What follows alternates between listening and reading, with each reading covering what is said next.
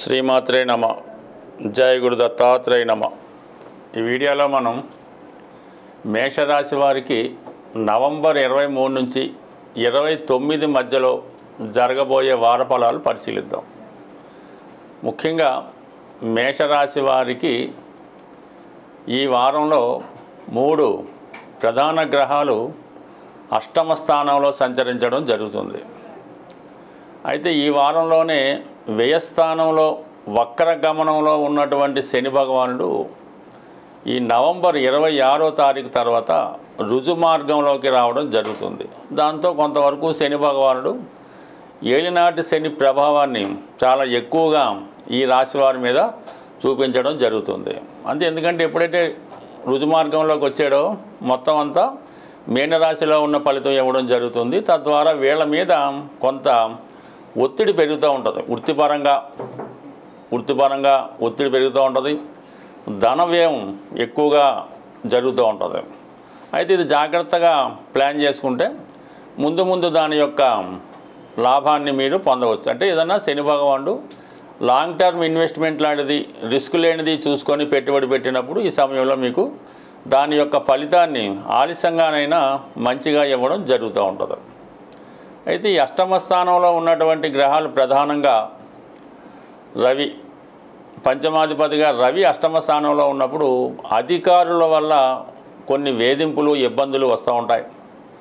పంచమ స్థాన సంతానానికి కారణం కాబట్టి సంతాన సంబంధించిన విషయాల్లో కొన్ని విరోధాలు విభేదాలు లాంటివి రావడం కానీ, పిల్లల యొక్క అభివృద్ధి మీకు కొంత అసంతృప్తికరంగా ఉండడం కానీ జరిగే అవకాశం ఉంది.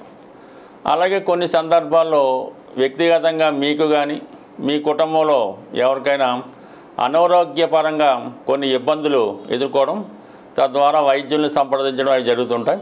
సో ఏదైనా అనవసర ప్రయాణాలు, అధికారుల వల్ల ఇబ్బందులు, మీరు ఎక్కడైనా ఉద్యోగం అది చేస్తుంటే మీ యొక్క యజమాని ద్వారా కొంత శత్రుత్వం కానీ కొన్ని విమర్శలు కానీ వారి నుంచి ఎదుర్కోవడం జరుగుతూ ఉంటుంది. అయితే బుధుడు కూడా ఇదే అష్టమ రాశిలో ఉండడం వల్ల ఒక విధంగా రవి బుధులు కలిసి ఏర్పడినటువంటి నిపుణ యోగం విద్యార్థులకి ఇది చాలా బాగా రాణిస్తూ ఉంటుంది. ఏదైనా నిగూఢంగా బాగా రీసెర్చ్ వరకు లోతుగా విద్యను అభ్యసించే వారికి చాలా వరకు ఇది అనుకూలంగా ఉంటుంది. సో ఏదో ఒక కొత్త విషయాన్ని ఈ సమయంలో మీరు కనుక్కోవడం జరుగుతుంది. సో అలాగే విరోధాలకు సంబంధించిన విషయాల్లో ఒక విధంగా ఈ మేషరాశి వారికి బుధుడు తృతీయ షష్టాధిపతిగా పాపగ్రహం అష్టమ స్థానంలో ఒక విధమైన విపరీత రాజయోగం ఏర్పడడం వల్ల శత్రువులు చాలా వరకు మీకు అపకారం చేద్దాం అనుకున్న వాళ్ళు అది మీకు ఉపకారంగా మారే అవకాశం ఉంది. కాబట్టి ఈ విషయంలో కొద్దిగా మీకు హ్యాపీ జరిగే వస్తుంది. ఏదైనా మొత్తం మీద కొద్ది దగ్గర బంధువులతో అంటే అన్నదమ్ములతో కానీ మేనమామ వరుసతో ఉన్న వాళ్ళతో కానీ కొన్ని ఇబ్బందులు తప్పకుండా ఎదుర్కోవడం జరుగుతూ ఉంటుంది.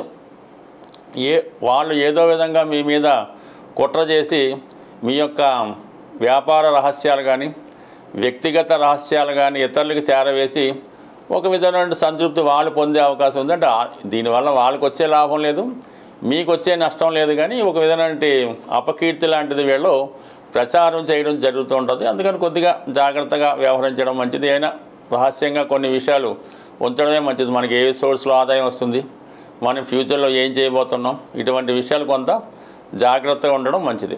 ఎస్పెషల్లీ కుజుడు కూడా ఇంచుమించుగా ఈ వారం అంతా అష్టమ స్థాన సంచారం వల్ల ఏదైనా ఈ బుధ శుక్రులు కలిసి ఉన్నప్పుడు బంధువులతో విరోధాలు, జాతకుడు అనవసరంగా బాగా కోపాన్ని పెంచుకుంటుంటాడు, విపరీతమైనటువంటి ఎమోషన్స్కి గురవుతుంటాడు.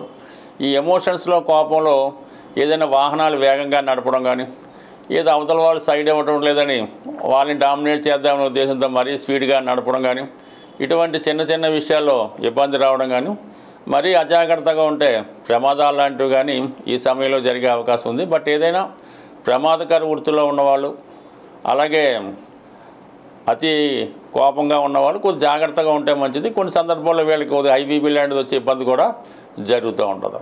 అయితే శుక్రుడు ఈ వార ప్రారంభంలో మనకి సప్తమ స్థానంలో ఇతర గ్రహాలతో కలకుండా ఉంటూ ఒక మంచి పంచమహాపురుష యోగాన్ని ఏర్పడడం వల్ల ముఖ్యంగా స్త్రీలకు సంబంధించిన విషయాల్లో అనుకూలత ఏర్పడుతుంది.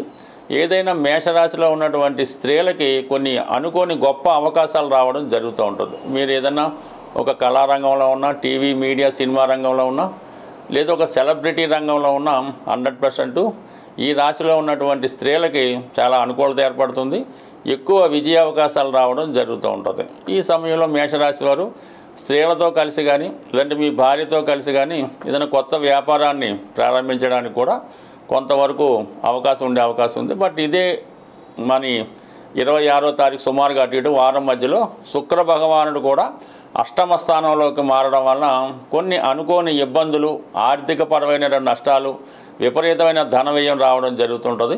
కొంతమంది ఏదైనా వాళ్ళకి ఇష్టమైన వారిని కలుసుకోవడం కానీ, ఏదైనా ఒక రహస్య సమాచారం ఏర్పాటు చేసుకోవడం కానీ, రహస్యంగా స్నేహితుల్ని కలుసుకోవడం కానీ జరిగే అవకాశం ఉంటుంది. బట్ ఏదైనా ఈ శుక్రుడు అష్టమ స్థానంలోకి వచ్చినప్పుడు స్త్రీల విషయంలో చాలా జాగ్రత్తగా ఉండవలసి ఉంటుంది.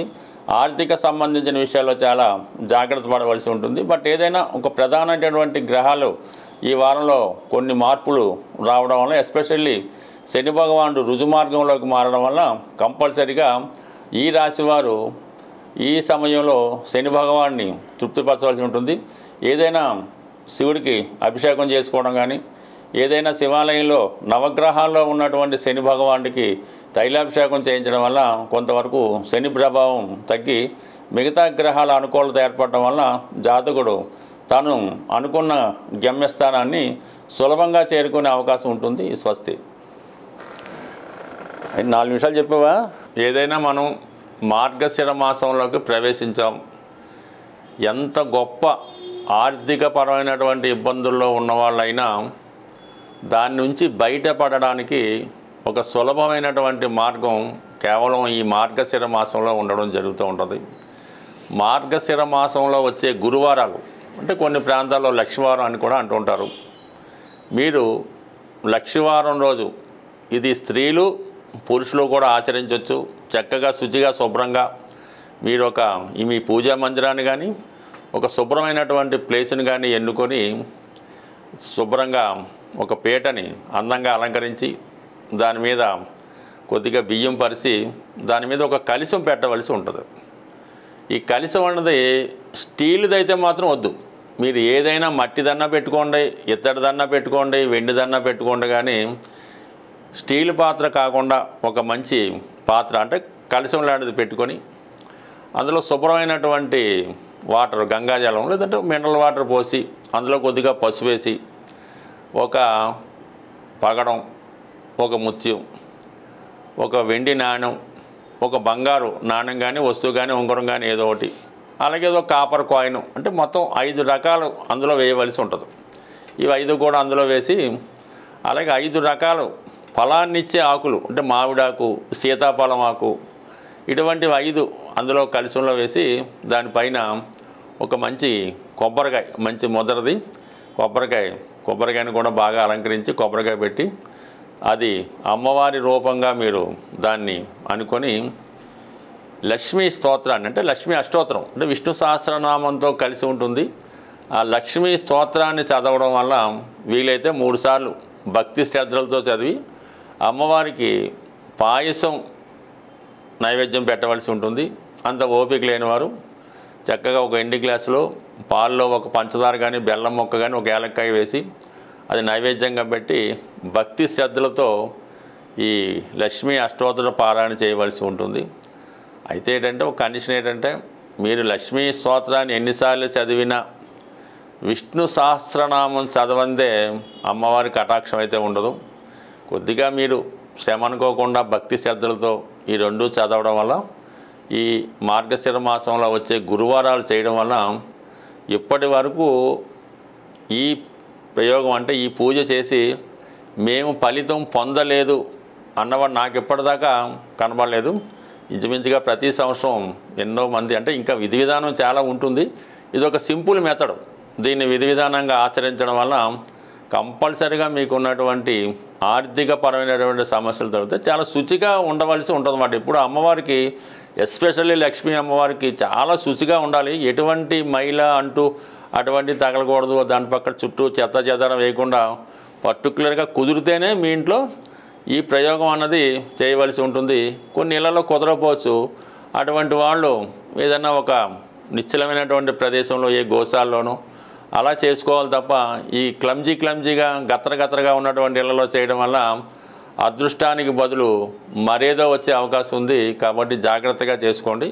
ఇవన్నీ చేయలేని వారు ఈ మార్గశిర మాసం అంతా కూడా విష్ణు దేవాలయాన్ని సందర్శించడం వల్ల చాలా వరకు మీరు అనుకున్నది 100% జరిగే అవకాశం ఉంది. స్వస్తి.